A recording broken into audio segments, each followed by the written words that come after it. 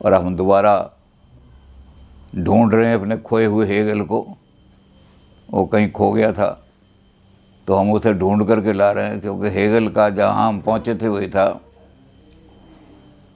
कि ये सारा यूनिवर्स जो है, world in its unity, in its totality is absolute. Absolute इस वर्ल्ड का क्रिएटर नहीं है, एब्सोल्यूट इस वर्ल्ड का है। हमारे यहाँ तो ब्रह्म को माना गया है कि ब्रह्म इस जगत का क्रिएटर है, लेकिन ये कहते हैं कि क्रिएटर नहीं है। इस वर्ल्ड को जब आप जो सारी यूनिटी में देखोगे, सारी यूनिटी है। हर दुनिया की चीज़ जो है दूसरी चीज़ के साथ किसी न किसी ढंग से रिलेटेड है। कुछ रिलेशन रिमोट हो सकते हैं और कुछ रिलेशन बड़े निकट हो सकते हैं। इसमें भी हम जिक्र कर रहे थे कि अब यहाँ पर हम बैठे हैं तो जो एग्ज़ाम्पल हेगल ने दिए कि मेरी मेज़ जो है, मैं उस मेज़ को जब एक्सप्लेन करने लगता हूँ तो मेज़ को ही निकाल लेता हूँ। ये एब्स्ट्रैक्शन कहलाता है। अमूर्त मैंने बना लिया पहले मेज़ को, सारे वातावरण से काट दिया और सारे वातावरण से काट के उसको एक्सप्लेन करने लगा। लेकिन जो वातावरण का असर है उसको तो मैंने एक्सप्लेन ही नहीं किया। पत्ती का भी एक उदाहरण दिया उन्होंने, एक मेज़ का दिया कि इसकी मेज़ का रंग लाल क्यों दिखाई दे रहा है मुझे। तो उन्होंने कहा कि हमें मेज़ के रंग को लाल दिखाने के लिए एक्सप्लेन करना पड़ेगा कि सूरज की जो 7 किरण हैं उनमें एक किरण ये है लाल, और वो लाल किरण जो है उस इतने एंगल पर जब पृथ्वी पर आती है तो इस तरह से दिखाई देने लगती है। और फिर सूरज की किरणों को एक्सप्लेन करने के लिए हमें गैलेक्सी का बताना पड़ेगा कि हमारे ब्रह्मांड के अंदर ये सूरज जो है वो इस एंगल पर है, उसी की वजह से अर्थ पर जीवन है, नहीं तो कहीं और जीवन नहीं हो सकता। तो कहते हैं इस मेज़ के निर्माण में और छोटी सी बात को एक्सप्लेन करने में भी हम उस टोटलिटी को भूल जाते हैं। और दूसरी एग्जांपल जिस पर हम उस दिन जिक्र कर रहे थे वो है इंसान की, आदमी की। हम आदमी को एक्सप्लेन करने के लिए उसका एक गुण बता देते हैं, क्वालिटी, लेकिन ये भूल जाते हैं कि आदमी जो है वो अकेला नहीं है। वो सारे इन्फ्लुएंसेस का, मैं धोती क्यों पहनता हूँ, पैंट क्यों नहीं पहनता, और बहुत सारे में पैंट पहनते हैं। तो मुझे एक्सप्लेन करने के लिए वो सारा वातावरण कि किस वातावरण में मैं पैदा हुआ, किस वातावरण में पला, उस वातावरण में मैंने धोती ही ज़्यादा लाइक करी। और उस धोती को मैं जब यूनिवर्सिटी में आया तो 14 तारीख को मैंने यूनिवर्सिटी ज्वाइन की, 14 जनवरी को। बड़ा ठंड का मौसम था, गर्म पैंट पहनी हुई थी, सर्द की पैंट थी। लेकिन जिस समय मैं डिपार्टमेंट में गया तो वहाँ संस्कृत डिपार्टमेंट और इंडिक डिपार्टमेंट में जो डायरेक्टर थे हमारे सबसे ऊंचे, DN शास्त्री, उन्होंने खद्दर की धोती पहनी हुई। डॉक्टर बुद्ध प्रकाश ने भी खद्दर की धोती पहनी हुई, वट्टुमल अवार्ड के अमेरिका के इतने बड़े। तो वहाँ मैंने जो देखा सारा कि सारा वातावरण ही धोती का है। मंतोष चौधरी हैं, वो तो बंगाली धोती इतनी बढ़िया पहने हुए। तो उसी दिन मैंने अपनी 2 पैंटें थी वो उतार करके, और एक लड़का था पढ़ता था, उसको मैंने दे दी और धोती पहनने शुरू कर दी कि उस वातावरण में मैं धोती से ही एडजस्ट हो सकता हूँ। तो जब तक इस सारे वातावरण को आप एक्सप्लेन नहीं करेंगे तब तक मेरी धोती को एक्सप्लेन नहीं कर सकते आप। तो हेगल कहते हैं कि एक आदमी को आपने कह दिया कि ये आदमी हमारे दफ्तर में यूनिवर्सिटी के अंदर ही सीनियर क्लर्क लगा हुआ है,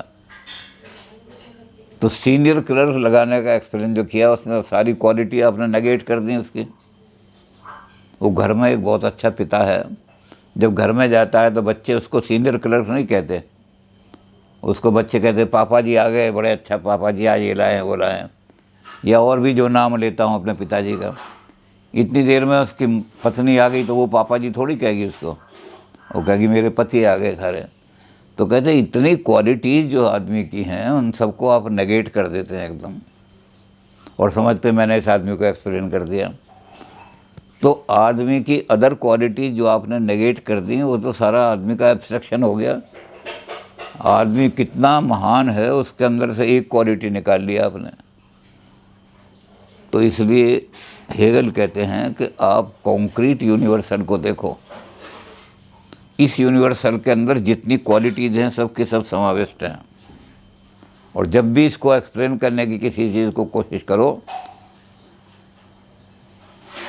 तो उन क्वालिटीज़ को सारी को टोटलिटी में देख करके एक्सप्लेन करो, तब तो ये लगेगा कि आपने यूनिवर्स को एक्सप्लेन कर दिया। और ये यूनिवर्स में चूँकि सारी चीज़ें हैं इसलिए ये कोई खोखला नहीं है। यहाँ भी हेगल क्रिटिसाइज़ करते हैं स्पिनोज़ा के एब्सोल्यूट को, स्पिनोज़ा के गॉड को, और उन सबको कहते हैं कि वो सब एब्स्ट्रैक्ट हैं, क्वालिटी लेस हैं, निर्गुण हैं, निराकार हैं। लेकिन मेरा जो एब्सोल्यूट है वो सगुण है, concrete universal, all the qualities सारी उसके अंदर समाविष्ट हैं, सारी के सारी, कोई क्वालिटी ऐसी नहीं हो सकती। तो अब वह कहते हैं जिन क्वालिटीज़ को हम लॉक, बर्कले और ह्यूम ने हमें बताने की कोशिश की कि संतरा को मैं जानने के लिए क्वालिटी देख रहा हूँ संतरे की, पहले उसका रंग देखता हूँ, फिर उसकी गोलाई देखता हूँ। इन क्वालिटीज़ में ये क्वालिटीज़ हैं, ये ऑब्जेक्ट नहीं है जिस ऑब्जेक्ट की क्वालिटी है। लेकिन जब मैं इन क्वालिटीज़ को अलग कर देता हूँ ऑब्जेक्ट से तो क्या बचता है? संतरे में से गोलाई निकाल दो, संतरे में से रंग निकाल दो, संतरे में सुगंध निकाल दो, तो क्या बचेगा? तो हेगल कहता है सिर्फ एक चीज़ बचेगी और वो है इज़। बस इज़ बचेगा, है, कुछ चीज़ है। तो ये है जो है यही ऐसी रियलिटी है जिसको कोई चेंज नहीं कर सकता, कोई बदल नहीं सकता, ये शाश्वत है। क्योंकि है जो है, इसको उन्होंने कहा ये है का मतलब ये है एग्जिस्टेंस। कोई चीज़ एग्जिस्ट करती है, उसको हेगल ने शब्द दिया being.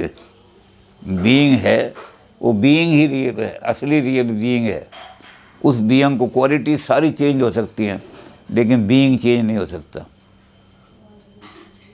Only existence exist and nothing else. अब हेगल के इस शब्द पर बड़ा लैंग्वेज वालों ने बड़ा ऑब्जेक्शन किया है कि ये उन्होंने क्या कर दिया, एग्जिस्टेंस एग्जिस्ट का शब्द एग्जिस्टेंस के साथ लगा के उन्होंने कर दिया कि सिर्फ एग्जिस्टेंस ही एग्जिस्ट कर रही है और कोई चीज़ एग्जिस्ट नहीं करती। और वो एग्जिस्टेंस जो है वो इज़ के फॉर्म है, इज़, बस कोई चीज़ है रियल है, बस है जो है अल्टीमेट रियलिटी है। इसको उन्होंने कहा बीइंग। जब इस बीइंग को हम असर्ट करते हैं कि है, तो उसके लिए हम क्या करते हैं कि सारी क्वालिटीज़ को उससे निकाल देते हैं अलग अलग। संतरा है तो उसको हमने निकालना शुरू किया, कलर को, सारी चीज़ों को। तो जब हम इन सब चीज़ों को नेगेट कर देते हैं तब संतरे का पता लगता है कि कोई चीज़ है। तो ये नेगेशन जो है ये संतरे में से ही निकलती है सारी। संतरा क्वालिटीज़ को धारण करने वाला है, क्वालिटीज़ को अपने अंदर रखने वाला है, उनको सस्टेन करने वाला है। ये है जो है सारे चीज़ों को, सारी क्वालिटीज़ को सब्सिस्टेंस कर रहा है, और क्वालिटीज़ सारी यूनिवर्सल हैं। तो सारे यूनिवर्सल को संभाले हुए संतरा है। जब इस संतरे को जानने की हम कोशिश करेंगे तो सारी क्वालिटीज़ निकालनी पड़ेंगी। तो क्वालिटीज़ जो निकाली ये हो गई नॉन बीइंग। वो बीइंग है और ये नॉन बीइंग है। लेकिन इसको जानने के लिए बीइंग और नॉन बीइंग दोनों को मिलाना पड़ेगा। आप संतरे को जानना चाहते हैं तो पहले ही मानना पड़ेगा कुछ है, और फिर क्या है तो क्वालिटी लाने पड़ेंगे। तो बीइंग और नॉन बीइंग जब मिलते हैं तो सिंथेसिस बन जाती है। तो वो क्या बन जाती है? बिकमिंग। उसका नाम दिया इन्होंने बिकमिंग। ये एक ट्रायड बन जाता है। सारी दुनिया में इसी तरह से सारा ज्ञान हो रहा है। बीइंग और बीइंग के अंदर से जो क्वालिटीज निकल जाती हैं उसी में से निकलती हैं वो नॉन बीइंग, और नॉन बीइंग से बिकमिंग। हिंदी में इसको हम कह सकते हैं भाव अभाव और संभवन।